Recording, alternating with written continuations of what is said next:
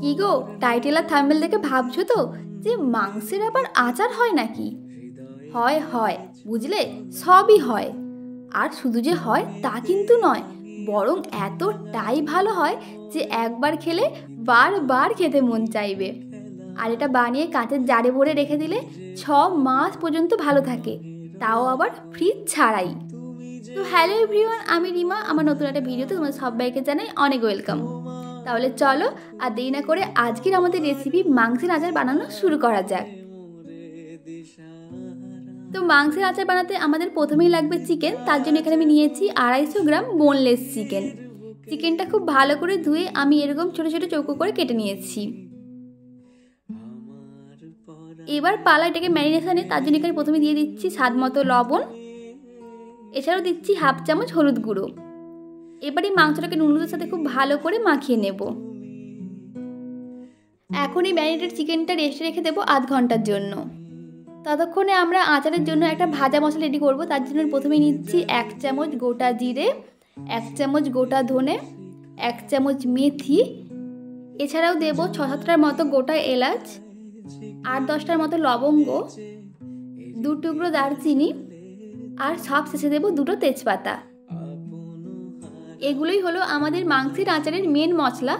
চেষ্টা করবে সবকটা মশলাই দেওয়ার। এখান থেকে একটা মশলাও কিন্তু স্কিপ করলে আচারের টেস্টটা খুব একটা ভালো আসবে না। এবার গ্যাসের মধ্যে একটা কড়াই গরম করে তার মধ্যে সমস্ত গোটা মশলাগুলো দিয়ে দেব। এবার কয়েক সেকেন্ডে মশলাগুলোকে টেনে নেব, তবে খুব বেশি ভাজতে যেও না, তাহলে কিন্তু মশলার আসল ফ্লেভারটাই চলে যাবে। তো মশলাগুলোকে হালকা করে ভেজে নামিয়ে নেব। এবার এই ভাজা মশলাগুলোকে একটা মিক্সির মধ্যে দিয়ে গুঁড়ো করে নেব। তারপর এটাকে সাইডে রেখে দেবো, এটা আমাদের পরে কাজে লাগবে। এবার সম্পূর্ণ তেল ছাড়া একটা শুকনো কড়াইতে দিয়ে দেব আগে থেকে নুন আর হলুদে ম্যারিনেট করে রাখা চিকেনগুলো। এখানে দেখতেই পেলে আমি কিন্তু একটুও তেল ইউজ করিনি, তেল ছাড়াই এই চিকেনগুলোকে টেলে নিতে হবে। আসলে চিকেনে অনেক জল থাকে, তো সেই চিকেনের জলটা পুরোপুরি শুকিয়ে না যাওয়া পর্যন্ত এটাকে টেলে নিতে হবে। আর এই অবস্থায় কিন্তু গ্যাসের ফ্লেমটা অবশ্যই লো থেকে মিডিয়ামের মধ্যে রাখতে হবে। দেখো কিছুক্ষণ পরে চিকেন থেকে কতটা পরিমাণে জল বেরিয়ে এসছে। তো এই পুরো জলটা সম্পূর্ণ টেনে যাওয়া পর্যন্ত এটাকে রান্না করে যেতে হবে।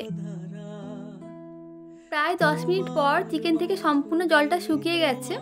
এখন আমরা এই চিকেনটাকে কড়াই থেকে নামিয়ে নেব। এবার আবারও কড়াই গরম করে তার মধ্যে দিয়ে দিচ্ছি বেশ অনেকটা পরিমাণে সরষের তেল। তেলটা গরম হয়ে যাওয়ার পর এর মধ্যে দিয়ে দেবো আগে থেকে টেলে রাখা চিকেনের টুকরোগুলো। এখন হাই ফ্লেমে চিকেনটাকে খুব ভালো করে ভেজে নিতে হবে। যতক্ষণ না চিকেনের রঙটা একদম লালচে হয়ে আসছে ততক্ষণ এটাকে ভেজে যেতে হবে। দেখো 5 মিনিট পরে চিকেনের রঙটা কি সুন্দর লালচে হয়ে এসছে। এই পর্যায়ে এর মধ্যে দিয়ে দেবো বেশ অনেকগুলো গোটা রসুন। রসুনটাকেও এখন চিকেনের সঙ্গে কিছুক্ষণ ভেজে নেব। রসুনটাও খানিকক্ষণ ভাজা হয়ে গেলে এবার এর মধ্যে দেবো আদা রসুন বাটা। এখানে আমি 3 চামচের মতো আদা রসুন বাটা দিয়েছি। এবার আদা রসুনের কাঁচা গন্ধটা যাওয়া পর্যন্ত এটাকে রান্না করতে হবে। আদা রসুনের কাঁচা গন্ধটা চলে যাওয়ার পর এর মধ্যে এবার দেবো লঙ্কা গুঁড়ো। লঙ্কাটা যে যার পরিমাণ মতো দিও। এখানে আমি 2 চামচ লঙ্কা গুঁড়ো দিয়েছি। আর দিচ্ছি রঙের জন্য হলুদ গুঁড়ো। এছাড়াও দেবো লবণ। লবণ কিন্তু আমি আগেও দিয়েছিলাম মাংস ম্যারিনেট করার সময়, তো লবণটা একটু বুঝে শুনে দিও। সবশেষে দেবো ভাজা মশলা, যেটা প্রথমে তৈরি করে রেখেছিলাম। আর এই ভাজা মশলাটা দেওয়ার পর এত সুন্দর একটা গন্ধ বের হয়েছে, গোটা ঘর আমার গন্ধে মোমো করছে। আর দেখো লঙ্কা গুঁড়োটা দেওয়ার পর কালারটা কি সুন্দর এসছে, দেখে মনে হচ্ছে এখনই তুলে খেয়ে নেই। কিন্তু না, এখনও কিছুটা কাজ বাকি আছে। তো পুরোটা হোক, তারপরে দেখবে দেখতে আরও কত সুন্দর লাগে। তো ভাজা মশলাগুলো দিয়ে আরও কিছু নাড়াচাড়া করার পর এখন এর মধ্যে দেবো আচারের যে মেন উপকরণ, সেটা হলো তেঁতুলের কাঁধ। এখানে আমি পাকা তেঁতুল জলে ভিজিয়ে চটকে সেখান থেকে মাটিটা বের করে নিয়েছি। তো এখান থেকে আমি 1 বড় চামচ তেঁতুলের কাঁধ দিয়ে দিলাম। তোমরা দিয়ে যতটা টক খেতে পছন্দ করো সেই অনুযায়ী তেঁতুলটা বাড়ি কমিয়ে দিতে পারো। দেখো তেঁতুলটা দেওয়ার পর কালারটা কি দারুণ এসছে না, এখন মনে হচ্ছে পুরো আচারের মতো। তো আমাদের কিন্তু মাংসের আচার প্রায় শেষের পথে। তো তেঁতুলটা দেওয়ার পরও আরও কিছু নাড়াচাড়া করে নিলেই আমাদের মাংসের আচার হয়ে যাবে একদম রেডি। উফ, এটা দেখে তো এত ভালো লাগছে যে আমি আর নিজেকে সামলে রাখতে পারছি না। শুধু মনে হচ্ছে কখন খাবো। তবে এটা কিন্তু বানিয়ে সঙ্গে, সঙ্গে খেতে যেও না। এটা বানিয়ে জারে ভরে রেখে দিও, ২-৩ দিন পর খেও। তাহলে দেখবে খেতে আরও ভালো লাগছে।